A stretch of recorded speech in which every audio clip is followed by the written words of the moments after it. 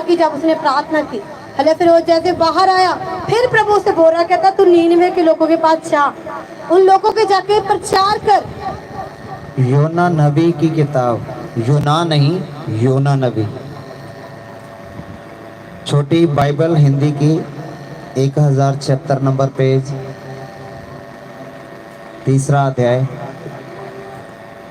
तब यहोवा का ये वचन दूसरी बार योना के पास पहुंचा, उठकर उस बड़े नगर नीनवे को जा और जो बात मैं तुझसे कहूंगा उसका उसमें प्रचार कर। हालेलुया।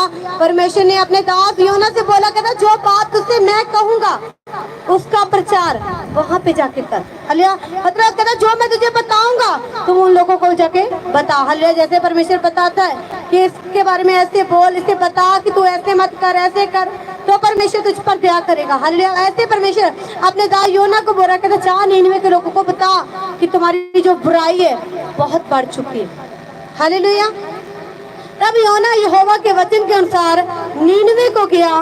नीनवे एक बहुत बड़ा नगर था, वह 3 दिन की यात्रा का था। हालेलुया। परमेश्वर के कहे अनुसार योना उठकर गया नीनवे शहर में। हालेलुया। बाइबल बताती है कि जो नीनवे शहर था वो बहुत बड़ा था। हालेलुया। योना को वहां पहुंचने में 3 दिन लगे। हालेलुया। वो 3 दिन का सफर तय करके नीनवे शहर में गया। योना ने नगर में प्रवेश करके 1 दिन की यात्रा पूरी की और ये प्रचार करता गया। अब से 40 दिन के बीतने पर नीनवे उल्ट दिया जाएगा। हालेलुया। वो प्रचार करने लगा, जैसे परमेश्वर ने बोला था कि जा नीनवे के लोगों को बता कि मैं 40 दिन के बाद इस शहर को तबाह कर दूंगा। हालेलुया। मान लो परमेश्वर कई बार आपसे नाराज होता है, वो अपने दास के द्वारा बोलता है कि मैं तेरी जिंदगी में ऐसे कर दूंगा। हालेलुया। अब तेरे साथ ऐसा हो जाएगा। हालेलुया।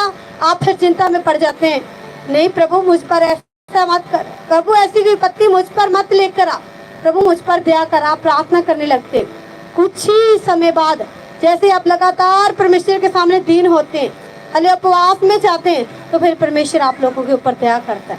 हालेलुया। दीन होना मतलब अंदर से दीन होना, अंदर से नम्र और दीन होना, शब्दों से नहीं। हालेलुया। शब्दों से क्या कि प्रभु मुझे माफ कर दे, पर अंदर में अभी भी हम कुछ बुरा सोच रहे हैं। हालेलुया। मुंह से तो प्रभु से बोल रहे हैं कि प्रभु हमें माफ कर, हम पर दया कर दे, पर अंदर हमारे कुछ और चल रहा है। और जब आप प्रभु के सामने नम्र और दीन होना, तो आपके अंदर भी ऐसा कुछ भी नहीं होना चाहिए।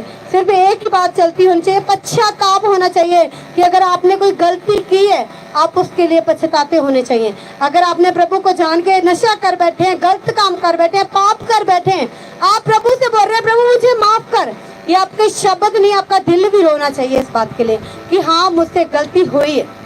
हालेलुया। जैसे आप ऐसे पश्चाताप करते हैं तो बाइबल बताती है कि फिर परमेश्वर अपने लोगों पर दया करता है। हालेलुया। बाइबल कहती है कि जो पाप है उसका दंड मृत्यु है। हालेलुया। आपने पाप किया, आप हृदय से पछता रहे कि प्रभु नहीं मुझ पर दया कर, मुझसे गलती हो गई, आप रो रहे, आप उस पाप को पश्चाताप कर रहे, फास्टिंग में जा रहे, अपने शरीर को दुख दे रहे हैं। क्यों? क्योंकि आपने प्रभु को दुखी किया पाप करके। हले आप पूरा मन फिरा रहे, प्रभु दोबारा मैं ऐसी गलती नहीं करूंगा। आपने गुस्सा किया, आपको आप दुखी है कि मैंने गुस्सा क्यों किया।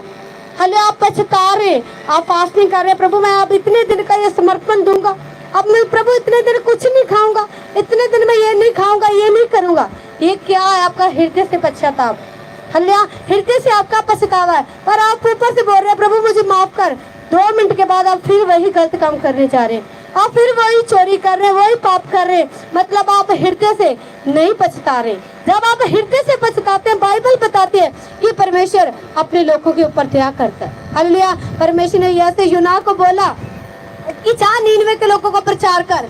वो गया, नीनवे शहर में गया और वो तुरते फिरते प्रचार करने लगा।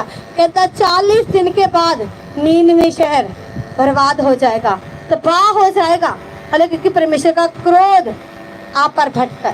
हालेलुया। नीनवे शहर पर भटका। क्यों भटका? क्योंकि उस नगर के जो काम थे वो बुरे हो चुके थे। हालेलुया।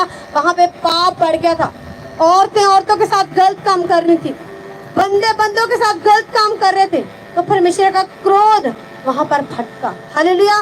परमेश्वर ने हमें बनाया कि हम परमेश्वर की महिमा करें, हालेलुया। परमेश्वर ने पति पत्नी